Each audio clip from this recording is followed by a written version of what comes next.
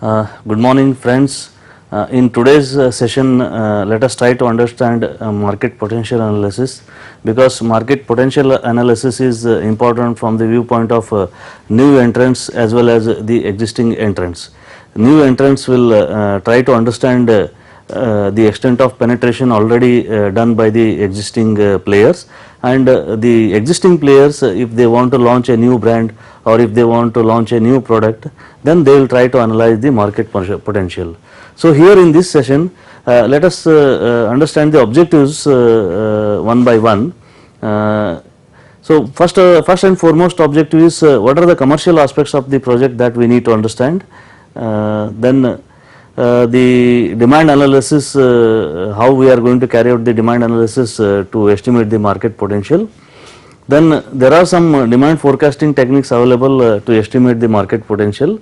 There are qualitative and quantitative techniques available for this market potential analysis. The qualitative techniques includes jury opinion and Delphi techniques. In detail further I will explain you what are these techniques. And quantitative techniques which are called as statistical techniques also, which involves moving average method, exponential smoothing method, then regression, and other techniques are also available, but we will confine to moving average method and regression methods, which are widely used. Now before going into actual market potential analysis, let us understand some of the important terms which we come across while analyzing the market potential. Let us understand what is potential. So potential here means the maximum sales or a saturation which is attainable under a given set of conditions within a specified period of time is called as potential.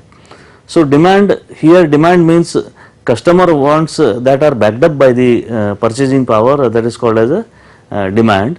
And we go for a forecast. So forecast is a technique where here we estimate the amount of sales expected to be achieved under a set of conditions within a specified period of time. Here the set of condition refers to a project or an endeavor which we are going to take up. Now let us understand features of market potential here. It is hard to get it right because it requires lot of rigorous exercises by a way of qualitative and quantitative estimation, and we can analyze whether it is a fixed or dynamic. Generally the market potential is dynamic in nature, in few cases it is fixed in nature. And further let us understand the major uses of this potential estimates. So here we go for a market potential estimate mainly to make an entry or exit decisions. So this is for a new entrants.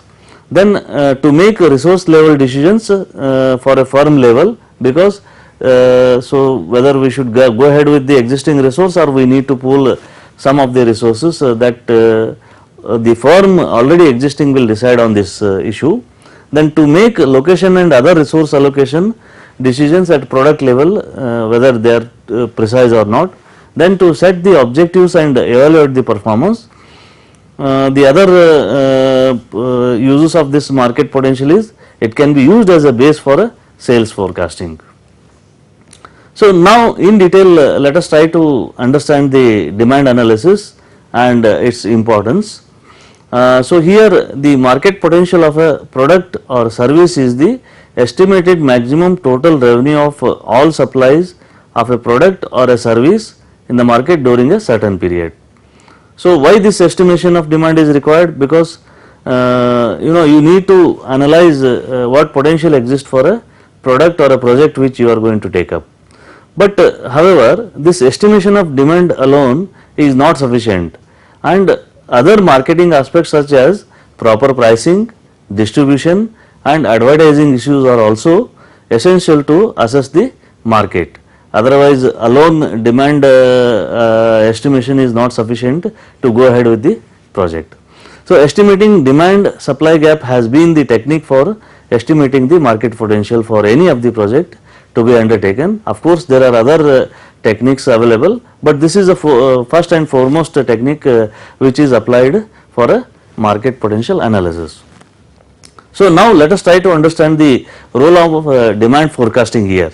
See, this demand forecasting is a crucial aspect in gap analysis. Depending on the magnitude of the gap, you can estimate the market potential. This demand forecasting is pivotal to operations of demand management and planning, and it is also important to see that there is a lot of information existing for estimating this market potential, and there are multiple methods always which require deep understanding, so that we can lower the risk in estimation of the market potential. We have to be very precise in estimating the real market demand for any product. So, the goal here in demand forecasting is to get close and have a contingency plans as well. So, what is demand? Let us try to understand. So, in the form of formula I have given here, what is demand? Demand is equal to which is noted in the form of Q is equal to N into Q into P. So, here the Q means total marketing demand, which we are going to estimate. N is number of buyers in the market, Q is the quantity of the product purchased by a buyer, and P is the average price of the unit. So, there are as I already have told, there are several forecasting techniques available. Statistical analysis we call it as, which is called as a quantitative technique. Here we use regression, which is a time series analysis. Then we go for a market research. Then sometimes we use conceptual models in forecasting the demand. Expert judgment, which I already told you that this is a qualitative technique which is used in forecasting the demand. So, these all techniques are complementary, but they are not mutually exclusive. Now, here the qualitative or a judgment technique and quantitative or numbers, the comparison I have given here.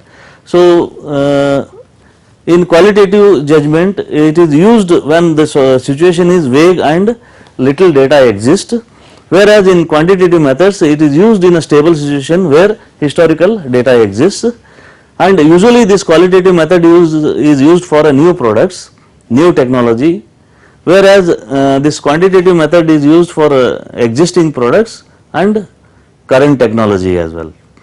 And qualitative method, here the institutional experience, all these factors are considered qualitatively, whereas in quantitative methods mathematical or statistical techniques are used for estimating the demand. To quote an example for qualitative estimation technique is internet sales. So, internet sales cannot be quantified, but a qualitative assessment is required for this, whereas in quantitative techniques how many number of color televisions are sold for a particular period. So, here we can quantify the sales and estimate the demand forecast. Now, let us understand different qualitative techniques. Of course, here we are discussing only two qualitative techniques. One is jury opinion.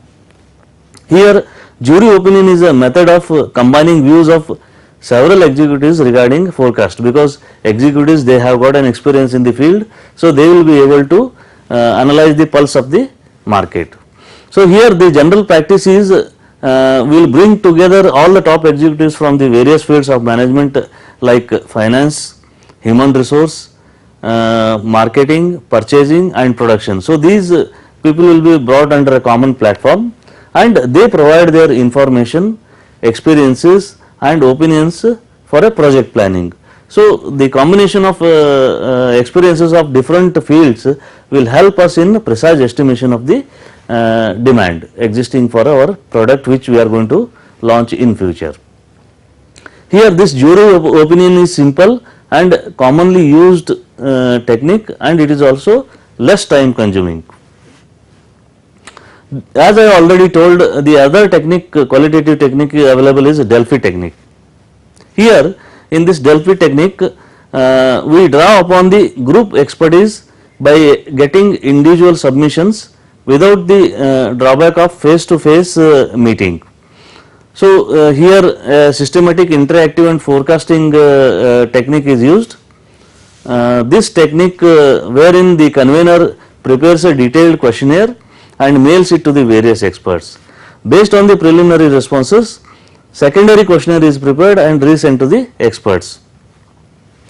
So it sometimes may require more than 2 rounds of questionnaire, because sometimes at the very first instance some respondent may not be able to express few things. When the questionnaire is addressed second time, then the judgment provided by him will be improved, because whatever he has forgotten in the first response he can mention here. So this process encourages participants, experts to revise their earlier responses. Finally, the experts converge in their opinion without any direct interaction. This will give a precise estimation of demand for any product or a project to be launched. As I have already told, there are some quantitative techniques available. Now let us discuss in detail about these statistical or quantitative techniques. The first and foremost method, simple method available is moving average method. So it uses a simple means of last few time interval, which may vary from 3 to 5 years to forecast the future demand. So it may be 3-year moving average, it may be 4-year moving average, or a 5-year moving average. So in this session, I have given an example of 4-year moving average here. So the average for 2010 is average of 2006, 7, 8 and 9. So average for 2011 is average of 2007, 8, 9 and 10. So likewise every interval of 4 year an average is taken, and the forecast of a demand is estimated. Simple moving average method may not give a accurate result sometimes, because the weights are not given in that simple moving average method. So that is why the improved version of this moving average method is weighted moving average method. So this is called as a weighted moving average method, wherein a weighted average in any average that has a multiplying factors to give different weights to different data points, that gives a more precise estimation. But in technical analysis, a weighted moving average has the specific meaning of weights which decreases arithmetically. So let us understand how the weighted moving average method is going to be calculated. Here I have given an example. So this here we are computing the forecast for 2013 using the weights in the proportion of 1, 2, 3, 4. So the data from 2006 to 2012 here it is given. So since it is a 4-year moving average, the weight starts from the year 2009, which is 4th year. So the weight given is 1, 2, 3, 4, and the yearly demand are already recorded. So these demand are multiplied with the weight, then you will get a weight into demand factor which is added at the end. Then it is divided by the number of weights, that is 10. So 384 by 10, which is 38.4. So this is a forecast for 2013. Another quantitative technique available is exponential smoothing. So exponential smoothing refers to a particular type of moving average technique applied to time series data. So it is either to produce or smooth the data or to make a forecast. So this technique is used. So here the time series data themselves are sequence of observation. So the simplest form of exponential smoothing is given by this formula, where ft plus 1 is equal to ft plus alpha e, where ft plus 1 is a next year forecast, ft is a current year forecast, and alpha is a smoothing factor, and the smoothed ft is a simple weighted average of the latest observation dt and the previous smoothed statistics ft minus 1, where 0 is less than alpha and less than 1. So the final formula for estimating the demand factor is E is equal to dt minus ft. The other technique used in this time series analysis is a regression model. It is very widely and extensively used technique.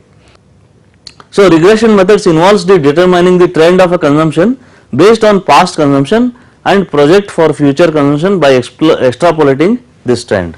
So here linear relationship I have explained here. So as you can see in the formula, D is equal to A plus BT, where D is a demand, T is a time period which is expressed in years, A and B are the constant. So regression is the most commonly used technique, as I have already told you. the earlier methods are generally applied in operation management, whereas this method is significantly useful for in a project management due to its long time horizon. So, I have quoted here example. So, the data is available for 2005 to 2009. So, we are going to determine the forecast for 2010 and 2013. So, how we are going to determine this demand? Let us see in the let us see the examples here in the next this one.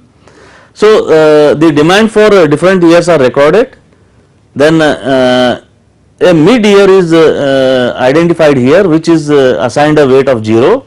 Before that the negative weights are assigned, and after that positive weights are assigned. So, this year t square root of this year t is taken, then this demand and year is multiplied, then the summation of demand, then t square, and the total demand is used for estimating this forecast. So, based on the previous data, now let us work out the demand forecast here.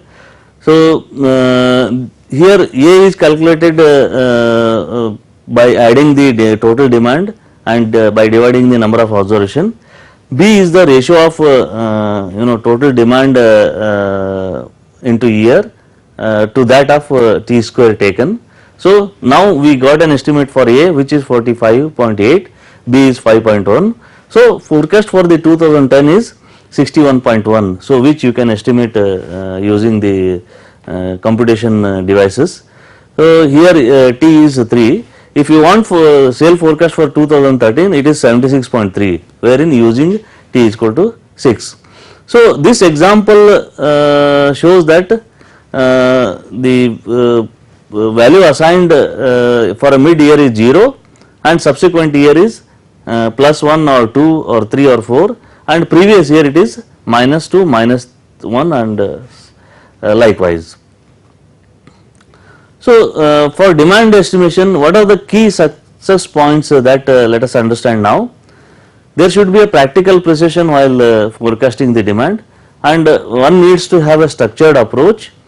A project manager can go for multiple methods for precise estimate of this demand. Then it is going to be a convergence method, wherein if you converge all these techniques, then there is a key for successful estimation of this market potential. So, general principle in this demand forecasting or market potential is error are certainly bound to occur, which we need to correct time to time based on experience. Then aggregate series most stable method wherein we can estimate the demand. Then tendency to overcorrect should not be there, because especially in short run we may end up with a wrong estimation. So, this is all about market potential analysis. So, I hope you have understood what is market potential analysis. For further queries or any doubts, you can go to Manage website, or you can refer to the reading material provided by Manage to you. Thank you and Namaskar.